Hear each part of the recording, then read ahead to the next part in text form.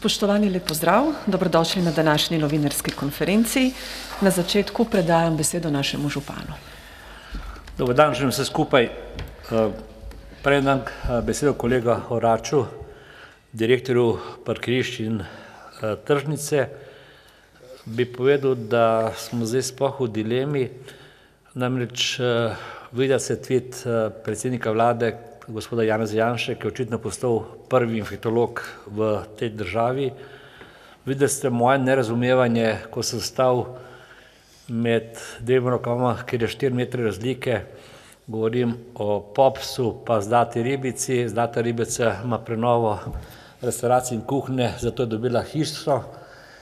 Stole in mize je imela celo ograjena, spuščala samo s PCT-jem, Pops na tako sprašuje vsako mizo. In ta zapora je meni bila popolnoma nerazumljiva, nisem je razumel, še danes ne razumem. Tudi komentar gospe Logar, če se ne motim, da kostanj se lahko prodaja, ker kostanj jemo, ko hodimo po cesti, mečemo po tleh. Jaz bi odgovoril, Ljubljani ne mečemo po tleh, smo znani potem, da smo čisto mesto in upam, da se to ne dogaja. Mi smo predlagali, da se čim prej sprejme zakon o PC-ju oziroma obvezno cepljenje vseh 11 mestnih občin. Še prejšnji teden ponovno klical ministra, naj to naredijo, in vesel sem na naše sodelavce. Precepljenost v mestni občini, v mestni upravi je 90%, pri kolegu Oraču na parkiriščnih tržnicah 88 je PC. In naš cilj je imeti 25%, če se le da še letos. Zdaj, ob tem, da ne berem ta tweet od gospoda Janše, ker očitno ima prehitre prste, ali pa da ga preberem, ne, da je nekaj narobe. Gospod Janez Janša pravi, ljubljanski župan se intenzivno trudi, da bi čim več ljudi zbolelo in da bi se šole, vrtci, trgovine čim prej zaprli, ker so po njegovem manj pomembni od fešt po mestu. Mislim, da ni vredno komentarja. Ne primerja rezultate Ljubljane pa tere druge občine, pa bo videl. Isto, dan pred tem smo pa dobili dopis Nacionalnega inštituta za javno zdravje območne enote Ljubljana, ki je tudi na razpolago, ne. Pišejo, zahvaljujejo se nam za naša prizadevanja, ki jih izvajamo od začetka epidemije, in poudarjajo, da so odraz sloge in sodelovanja, odličnega načrtovanja in odločnega udejanja na strategiji v času izrednih izzivov, brez česa bi bilo stanje v Ljubljani veliko slabše. Andrej, zdaj pa ti povej za tvoj sklep. Hvala lepa, župan. V podjetju Javna parkirišča in tržnice nam je ta ukrep, da na ljubljanskih tržnicah ne moramo dejansko prodajati stvari, tako kot jih prodajamo celo leto. Govorimo o tem, o odprti kuhinji, govorimo o sejemski prodaji, govorimo o tekstilni prodaji, govorimo o vseh ostalih stvari. In da smo se v soboto dejansko našim gostincem, ki delajo na Pogačarjevem trgu, rekli, da morajo zapreti zaradi teh ukrepov, je nam do danes še to nerazumljivo in nesprejemljivo. Zato smo sprejeli odločitev, da tem gostincem, ki prodajajo na Pogačarjevem trgu, dovolimo prodajo, kajti ne gre za sejemsko prodajo, ampak gre za tržično prodajo.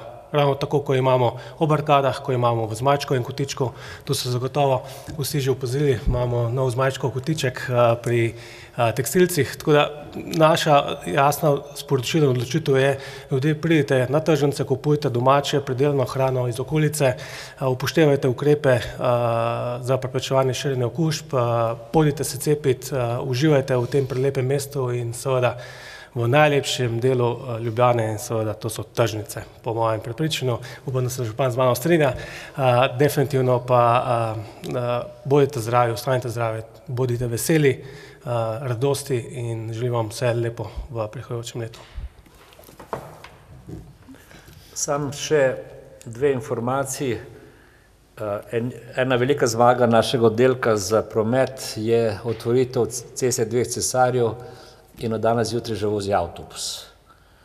Trdim, da se celotna okolica te ceste spremenila na bolje, da je vrednost nepremičnin zrasla za 30%, Na eni strani imajo zdaj cesto, pločnik, kolesarsko stezo na eni in drugi strani, potem pa še mali graben, ki prihaja v ureditev, se pravi protipoplavni ukrepi, zdaj se izvajajo do tega konca pa do Ljubljanice, Pekarska Ljubljanica, potem drugo leto bo šli že tu, tako da je cesta dveh cesarjev postala za moj okus elitna lokacija.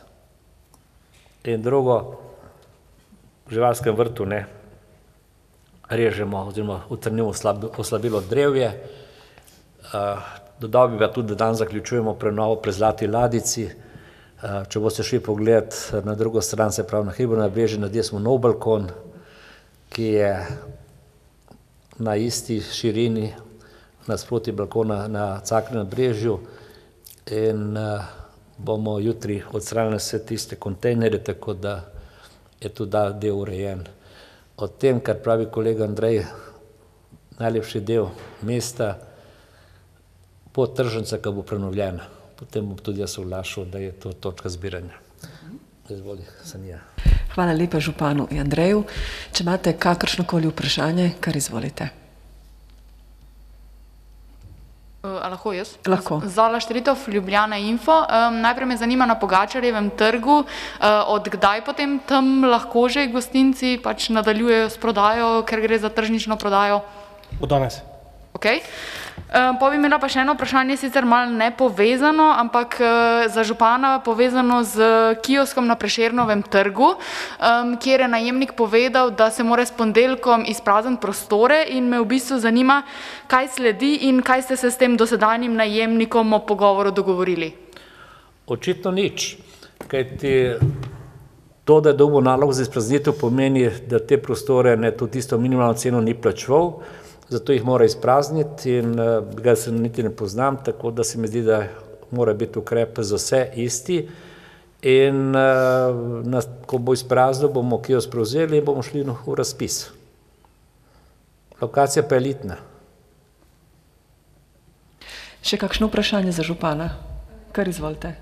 Lara Draškovič, STA. Jaz bi se pa mogoče navezala na prihajajoče državnozborske volitve in sicer me zanima, če je morda katera izmed parlamentarnih strank oziroma morda tudi zunaj parlamentarnih že iskala vašo politično podporo oziroma ste jo pripravljeni komu podati. Nihče ni iskal, z nobenem še nisem govoril, kar pomeni, da je absolutno prezgodaj. Pa ste morda naklonjeni podpreti katero izmed strank? Ko bojo znani vsi na parlamentarnih volitvah, bom povedal svojo odločitev, povabil Ljubljančane in državljane, da grejo volit in nedvomno bomo odločitev kot vedno zadnjih 40 let od sredine levo. Hvala. Kar izvolite. Žana Vrtačnik, Pop TV. Tudi na isto temo me zanima, uvedli ste nazaj tedenske konference novinarske, koliko je to v kontekstu prihajajočega supervolilnega leta in ali se nameravate podati na volitve? Nič, ni v kontekstu supervolilnega leta. Enostavno je prihajalo do tega, da smo dobivali preveč vprašanj, na katere smo pol morali odgovarjati, smo se odločili, da bomo ponovno Sanijo prezentirali tisto, kar mislimo, da je pravo in mi je veliko lažje, da jaz vam povem, kot da vi pišete, pa čakate 8 dni, pa prej napišete, pa mi ugovarjamo, nič direktno. Na parlamentarne volitve ne grem, za občinske pa še ne vem. Ko bom čutil. Še kakšno vprašanje? Ni. Hvala lepa za danes in lep preostanek dneva vam želimo. A si že odprl?